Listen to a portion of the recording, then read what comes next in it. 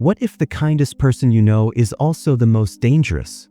Picture this: someone who remembers every secret you've shared, predicts your next move before you do, and can vanish from your life overnight. No explanation, no goodbye. Sounds like a spy thriller, right? But this isn't fiction. We're talking about the INFJ, the rarest personality type, often called the counselor or advocate. They're the quiet heroes, the empathetic listeners, but cross them, underestimate them, or betray their values, and you'll see why their traits can turn from compassionate to cutthroat. Ever met someone who seems too understanding? Like they've got a sixth sense for your feelings? INFJs radiate warmth, but beneath that gentle surface lies a mind sharper than a scalpel. They're master manipulators of social dynamics, silent strategists, and idealists who'll burn bridges to protect their vision of good. And here's the kicker: you won't see it coming. Today, we're not just analyzing traits, we're exposing the shadows. Why do INFJs hold grudges for decades? How can their empathy become a weapon? And what makes their infamous door slam so brutally effective? Whether you're an INFJ questioning your own power or someone who's felt the sting of their quiet intensity, this isn't a warning. It's a revelation. Buckle up.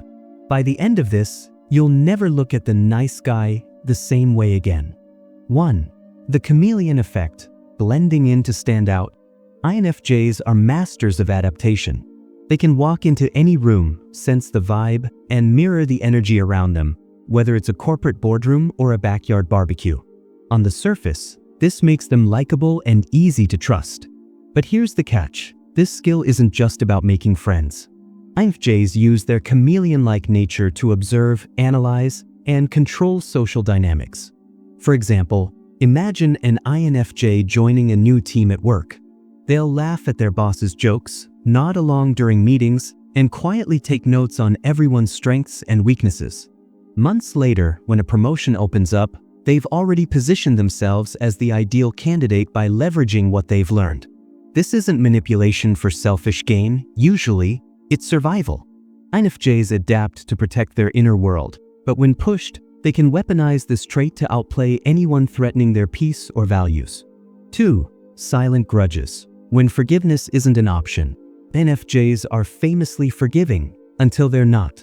They'll brush off minor slights, like a friend forgetting their birthday or a coworker taking credit for their idea. But cross a moral line, lie to them, betray their trust, or harm someone they love, and they'll lock that grudge away like a vault. Unlike fiery personalities who confront you in the moment, INFJs store resentment quietly. They might act normal for years, only to drop a casual comment like, "Remember when you lied about where you were that night?" and leave you stunned. This isn't petty revenge. For INFJs, holding grudges is self-defense. They cut toxic people out not out of anger, but to protect their mental space. The danger? You won't see it coming. One day, they'll vanish from your life, leaving you wondering what you did wrong. 3. The idealist trap, justifying extreme actions. INFJs dream of a world where everyone is kind, fair, and connected. But when reality falls short of their ideals, they can become intense. Picture an INFJ environmentalist who starts a campaign to save a forest. At first, they rally volunteers and host peaceful protests. But if corporations keep ignoring them, they might justify risky moves, like leaking documents or guilt-tripping opponents, to save the greater good. Their moral compass bends, convincing them the ends justify the means. This isn't evil, it's idealism gone rogue. INFJs don't set out to hurt others, but their passion for justice can blind them to the fallout of their actions. In relationships, this might look like an INFJ partner pushing someone to quit a stable job to pursue a meaningful career, ignoring the practical consequences. 4. Emotional detachment. The calm before the storm. INFJs feel emotions deeply. They cry at sad movies, ache for strangers' pain, and bond intensely with loved ones. But when hurt or stressed, they can shut down like a switched-off light. One day, they're your rock during a crisis. The next, they're icy and distant during an argument. This detachment isn't heartlessness, it's a shield. INFJs retreat inward to avoid being overwhelmed. But in this state, they're capable of cold, logical decisions. For instance, An INFJ might end a decade-long friendship overnight after realizing the relationship is one-sided. No tears, no drama, just a quiet exit. To outsiders, it seems ruthless. To the INFJ, it's self-preservation. The danger? Their detachment can leave others feeling abandoned, confused, or even manipulated. 5. Master strategists, overthinking as a weapon. INFJs don't just think, they overthink. Their brains are always racing, analyzing conversations, body language, and hidden meanings. While this helps them empathize, it also means they're always 10 steps ahead. Imagine arguing with an INFJ. Before you finish your sentence, they've already predicted your next 5 points and prepared counterarguments. In a work conflict, they'll have contingency plans for every scenario. This strategic mind isn't about control, it's about avoiding chaos. But in the wrong situation, like a competitive job or toxic relationship, INFJs can use this skill to outmaneuver others.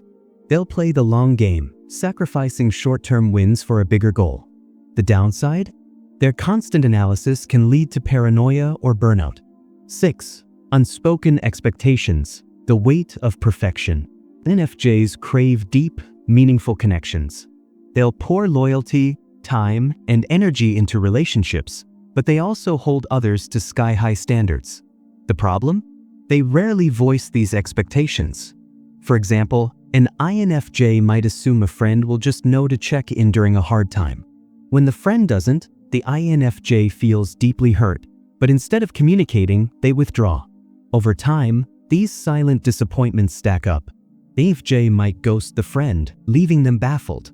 To the INFJ, this isn't cruel, it's about protecting their energy. But to others, it feels like failing a test they didn't know existed. The danger lies in the INFJ's reluctance to compromise, which can isolate them and strain relationships. 7. The vault of secrets. Trust no one. INFJs are paradoxes. They crave intimacy but trust almost no one. They'll listen for hours to your problems, remembering every detail, but share little about themselves. This secrecy isn't shady, it's self-protection. INFJs guard their inner world fiercely because they've been burned before. But in environments like workplaces or social groups, this trait can come off as calculating. Imagine an INFJ coworker who knows everyone's gossip but never shares their own. Over time, they might use that intel to navigate office politics, secure promotions, or avoid drama. The danger? Their secrecy can make them seem manipulative, even if they're just trying to stay safe. Persuasive power, words that bend reality. INFJs have a gift for language. They know exactly how to phrase feedback to soften the blow or inspire action. For example, instead of saying, "Your work is sloppy," they'll say, "You have so much potential, let's polish this together." This charm makes them great leaders, friends, and partners.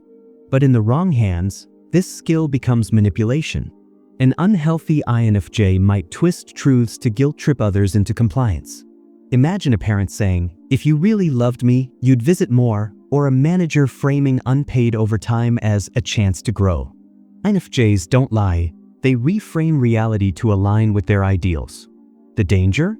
Their words can make you doubt your own instincts. 9. The door slam, cutting ties without warning. The INFJ door slam is legendary. After repeated hurt, betrayals, lies, or disrespect, they'll shut someone out completely. No fights, no closure, just silence. One day, you're texting normally, the next, you're blocked everywhere. This isn't impulsive, it's the result of months or years of giving chances. To outsiders, it seems harsh. To the INFJ, it's finally choosing peace over pain. The danger? The door slam leaves others reeling, unable to learn from their mistakes or fix the relationship. For the INFJ, it can lead to loneliness as burning bridges becomes a habit. 10. The INFJ intuition, seeing through your weaknesses. INFJs have a near-psychic intuition. They notice micro-expressions, tone shifts, and patterns others miss. This helps them support loved ones. They'll sense your anxiety before you admit it. But in conflicts, this intuition becomes a weapon. An INFJ might pinpoint your insecurities and use them to defend themselves. For example, during an argument, they might say, "You're only angry because you're scared of being alone," leaving you exposed. They don't do this to hurt you. They're trying to protect themselves by ending the fight. But it can feel like a low blow, damaging trust in the process. Conclusion. So, are INFJs dangerous? Not in the way a thriller villain is. Their danger lies in their depth, their intense emotions, high standards, and relentless idealism. These traits make them compassionate leaders, loyal friends, and fierce advocates, but when ignored or unbalanced, they can create chaos. For INFJs, the key is self-awareness, channeling their strengths without losing sight of others' needs. And for everyone else, understand that INFJs aren't puzzles to solve, they're mirrors. How you treat them reflects back in ways you might not expect. Stay curious, stay kind, and remember, every personality type has shadows. It's what we do with them that matters.